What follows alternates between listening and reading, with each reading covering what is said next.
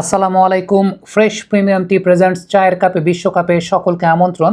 Vinicius জুনিয়রের ফাউলটা referee একটা মাত্র অ্যাঙ্গেল থেকে দেখেছেন এবং সেই একটা মাত্র অ্যাঙ্গেল থেকে ভিএআর এ দেখে তারপর খুব কুইক ডিসিশনটা দিয়েছেন।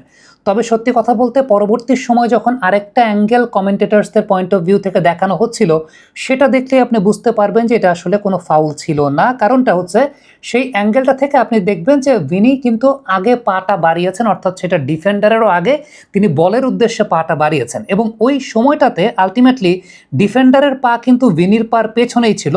উল্টো যে বিষয়টা ঘটেছে সেটা হচ্ছে ভিনির বাড়ানো পায়ে ডিফেন্ডার তার পাটা বাজিয়ে দিয়ে তারপর তিনি পড়ে গেছেন। অর্থাৎ টাচটা কিন্তু ভিনি ডিফেন্ডারকে দেন নাই, ভিনি ডিফেন্ডারকে টাচটা দেন নাই, টাচটা ডিফেন্ডার ভিনিকে দিয়েছেন।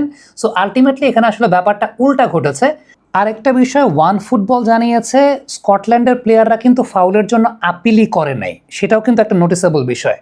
সত্যি কথা বলতে প্রথম যে অ্যাঙ্গেলটা থেকে বা একমাত্র যে অ্যাঙ্গেলটা থেকে রেফারি দেখেছেন সেই অ্যাঙ্গেলটা থেকে দেখার কারণেই এক্ষেত্রে রেফারির ভুলটা হয়েছে। কারণটা হচ্ছে রেফারি আলটিমেটলি যদি আরেকটা অ্যাঙ্গেল থেকে, মানে যে অ্যাঙ্গেলটা এখন আমি আপনাদেরকে দেখালাম, যেটা পরবর্তীতে কমেন্টেটররা দেখাচ্ছিলেন, সেই অ্যাঙ্গেল থেকে দেখলে রেফারি অবশ্যই এই সিদ্ধান্ত দিতেন না।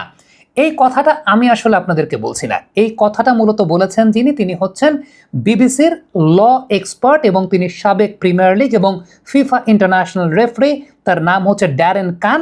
আপনারা ঠিক এই মুহূর্তে আর্টিকেলটাই দেখতে পাচ্ছেন যে বিবিসি কিন্তু একদম ইনস্ট্যান্ট তাদের লাইভ টেলিকাস্টের মধ্যে ড্যারেন কানকে ফোন দিয়েছিল, অর্থাৎ তাকে যুক্ত করেছিলেন লাইভ টেলিকাস্টে এবং সেই সময় ড্যারেন কান কিন্তু এক্স্যাক্টলি এই কথাটাই বলেছেন যে আলটিমেটলি রেফারি অ্যাঙ্গেলটা দেখতে ভুল করেছেন, তিনি একটা অ্যাঙ্গেলে দেখেই ডিসিশনটা দিয়েছেন।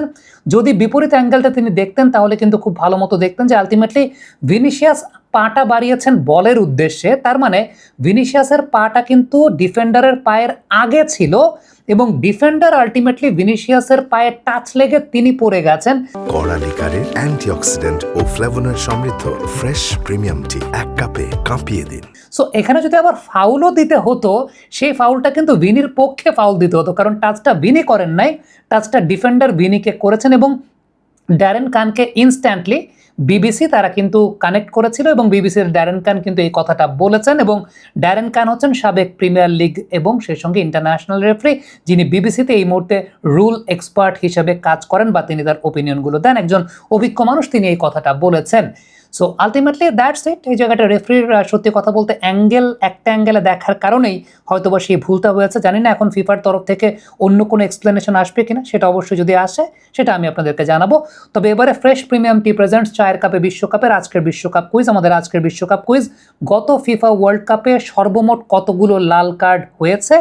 কমেন্টে উত্তর আপনারা লিখে পাঠাবেন। আপনাদের মতো থেকে ভাগ্যবান একজন বিজয়ী পাবেন ফ্রেশ প্রিমিয়াম টির তরফ থেকে একটা আকর্ষণীয় পুরস্কার এবং পুরো সিজনে সর্বোচ্চ সংখ্যক কমেন্ট যারা করবেন তাদের মধ্য থেকে 3 জন বাছাই করে পেয়ে যাবেন একটা স্মার্ট টেলিভিশন। এই বিশ্বকাপটা আপনি থাকুন ফ্রেশ প্রিমিয়াম টির সঙ্গে।